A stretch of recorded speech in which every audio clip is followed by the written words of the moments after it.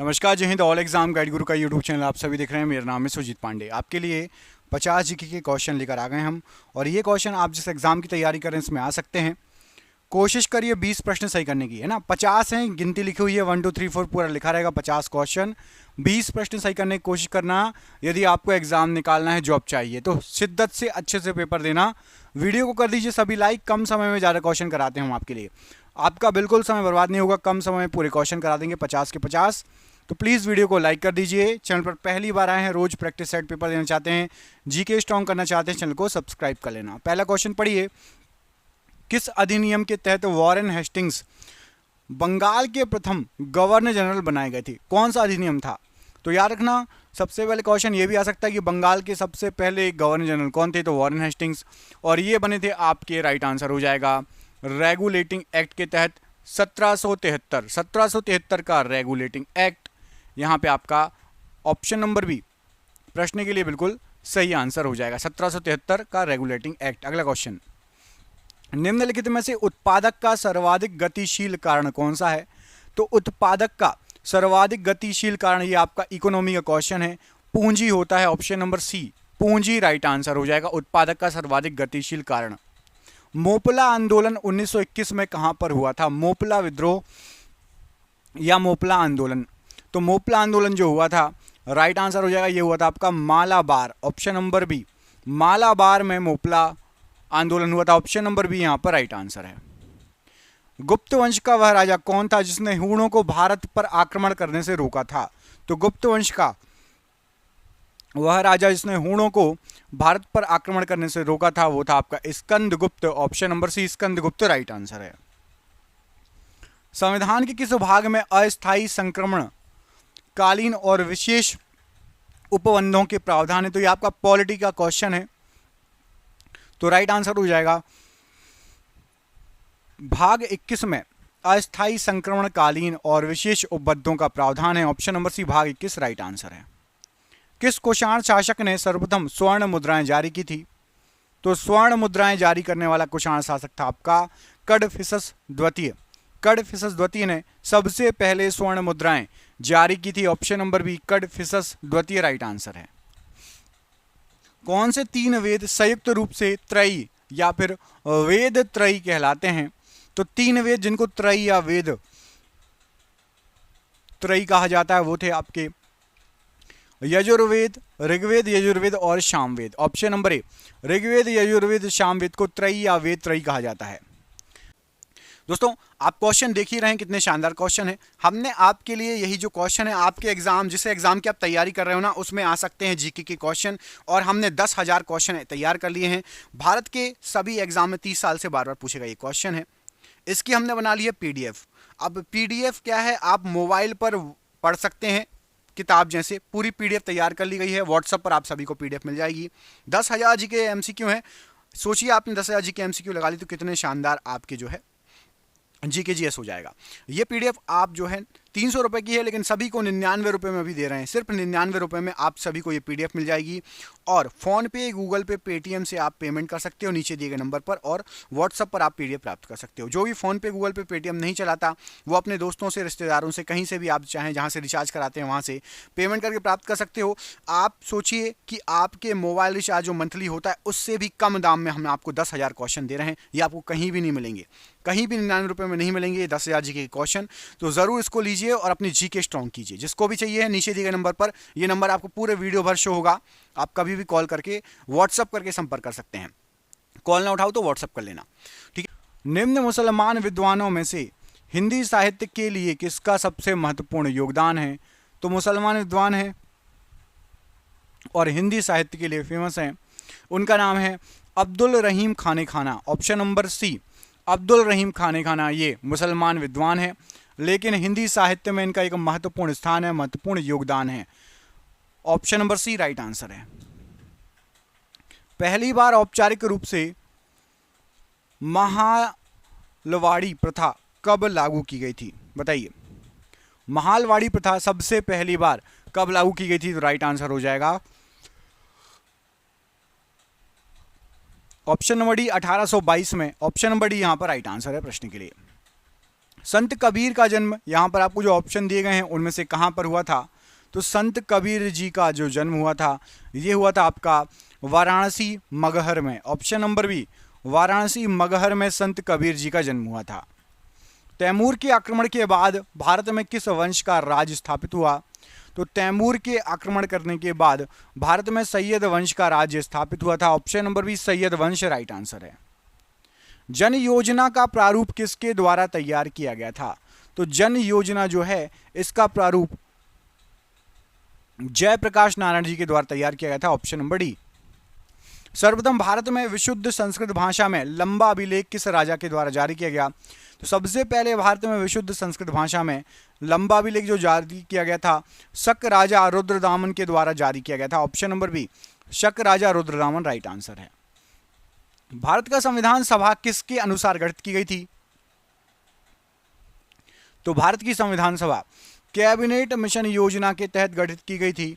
Option number B, cabinet mission योजना right answer है। भारत में सिंचाई का सबसे महत्वपूर्ण साधन इनमें से क्या है? तो भारत के अंदर सिंचाई का सबसे महत्वपूर्ण साधन है नहरें। ऑप्शन नंबर ए, नहरें राइट आंसर है। राष्ट्रपति संविधान के किस अनुच्छेद के अंतर्गत अध्यादेश जारी कर सकता है? तो राष्ट्रपति जो अध्यादेश जारी करता है ये अनुच्छेद 123 के तहत जारी करता है। ऑप्शन नंबर डी, 123, अनुच्छेद 123 राइट आंसर है। हेनसांग ने किसे शीलादित्य कहा है? तो हेनसांग द्वारा शीलादित्य कहा गया है हर्षवर्धन को। Option number D, Harshvardhan right answer है। किसने भारत में रेलवे की स्थापना को आधुनिक उद्योग का अग्रदूत या जननी की संज्ञा दी है? तो आधुनिक उद्योग का अग्रदूत या जननी रेलवे को कहा है कार्ल मार्क्स ने। Option number B, Karl Marx right answer है। अथर्व का अर्थ क्या होता है? तो अथर्व इसका अर्थ होता है आपका पवित्र जादू। ऑप्शन नंबर ए, पवित्र जादू अथर्व का अर्थ है। उत्तर प्रदेश के बाद सबसे अधिक संसदीय क्षेत्र किस राज्य में है? तो उत्तर प्रदेश के बाद यदि आप देखेंगे तो महाराष्ट्र में सबसे अधिक संसदीय क्षेत्र है। ऑप्शन नंबर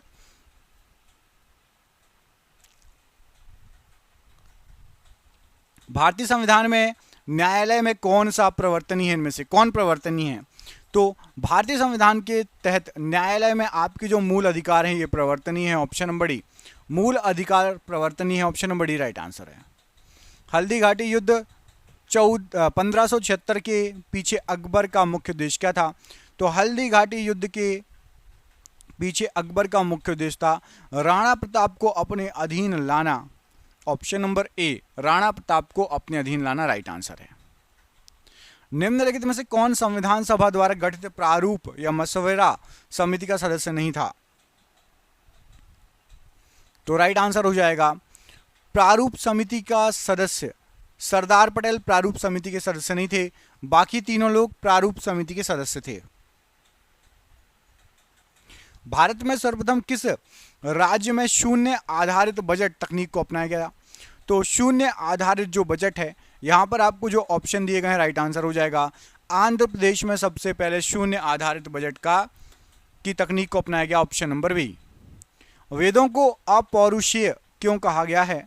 तो जो वेद हैं उनको अपौरुषीय कहा गया है क्योंकि वेदों की रचना देवताओं के द्वारा की गई है। ऑप्शन नंबर ए। चोल काल में सोने के सिक्के क्या कहलाते थे?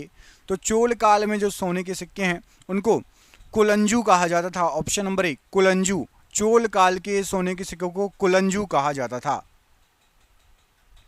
संसदीय प्रणाली वाली सरकार को अन्य किस नाम से जाना जाता है?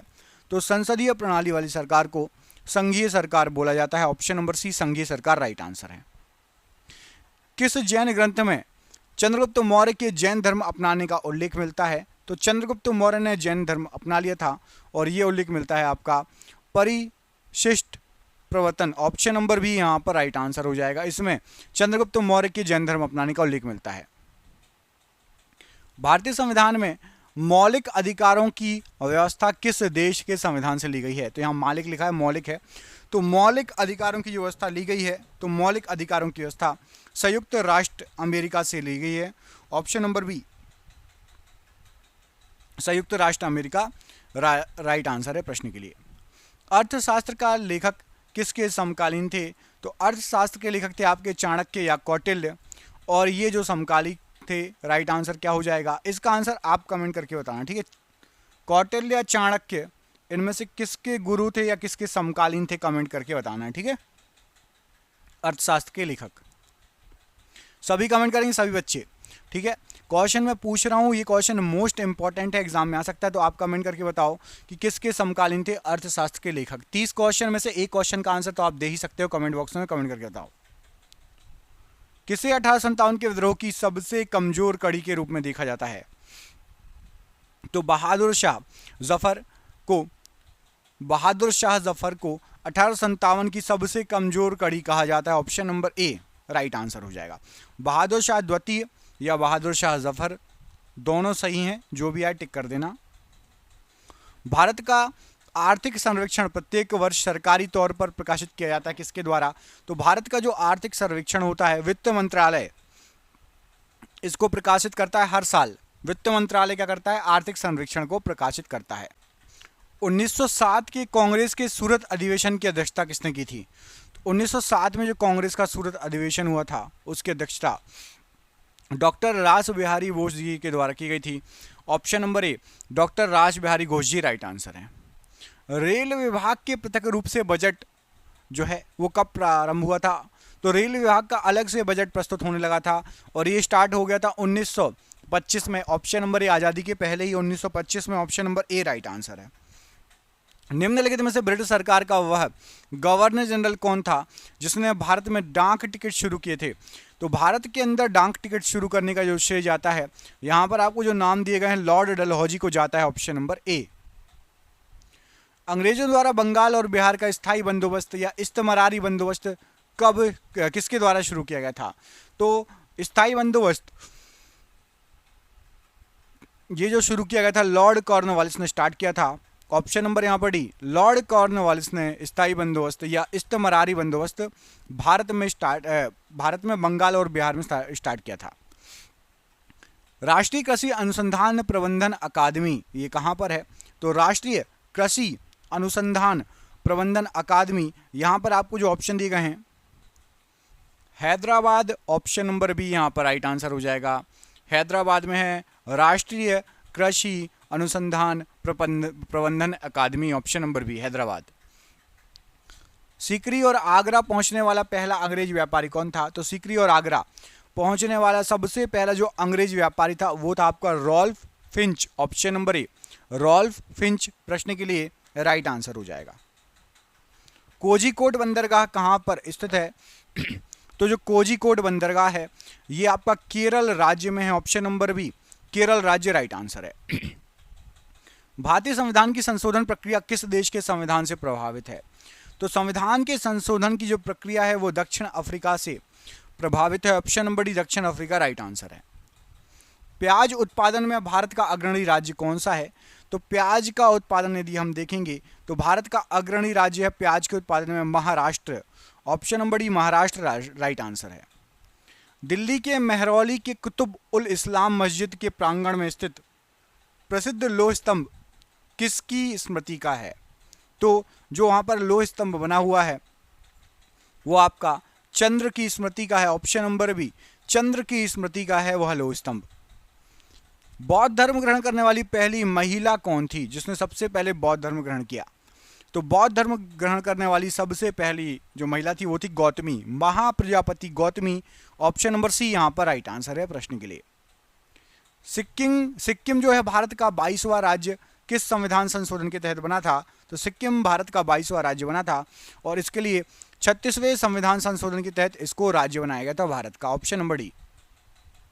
किसे अंतिम महान पेशवा कहा जाता है? आखिरी महान पेशवा, अंतिम महान पेशवा। तो राइट आंसर हो जाएगा माधवराव जी को आखिरी महान पेशवा कहा जाता है, अंतिम महान पेशवा। ऑप्शन नंबर यहां पर बी माधवराव जी राइट आंसर है। मोबाइल फोन का प्रयोग करने वाली लोगों की सर्वाधिक संख्या किस देश में है? तो मोबाइल फोन का प्रयोग करने वाले लोगों की सर्वाधिक संख्या है आपकी चीन में। ऑप्शन नंबर ए चीन राइट आंसर है प्रश्न के लिए।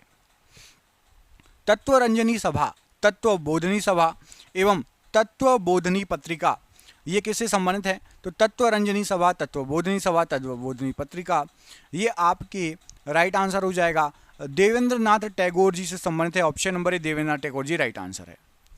एनी बेसेंट भारतीय राष्ट्रीय कांग्रेस की अध्यक्षा कब बनी थी? तो एनी बेसेंट को अध्यक्षा बनाया गया था भारतीय राष्ट्रीय कांग्रेस का 1917 में। Option number D 1917 right answer है। भारत में इस्पात का उत्पादन सर्वप्रथम कब आरंभ हुआ था? इस्पात का उत्पादन, तो इस्पात का उत्पादन सबसे पहले आज़ादी के पहले 1913 से स्टार्ट हो गया था भारत में। 1913 से इस्पात का उत्पादन स्टार्ट हो गया था भारत में। और आपके लिए सरप्राइज क्वेश्चन है, कमेंट करके बताना है कि निम्नलिखित में से कौन भारत का एक केंद्र शासित प्रदेश नहीं है? चंडीगढ़, त्रिपुरा, पौंडीचेरी या फिर लक्षद्वीप। इनमें से कौन सा भारत का केंद्र शासित प्रदेश नहीं है? इस प्रश्न का आंसर कमेंट बॉक्स में कमेंट करके देना है। दोस्तों वीडियो अच्छा लगा हो तो लाइक कर देना, चैनल पर पहली बार आए हैं चैनल को सब्सक्राइब कर देना। हम मिलेंगे आपसे अगले वीडियो में। जिसको भी पीडीएफ चाहिए 10,000 जीके जीएस सिर्फ 99 रुपये में नीचे दिए गए नंबर पर संपर्क कर लेना। जय हिंद, जय भारत।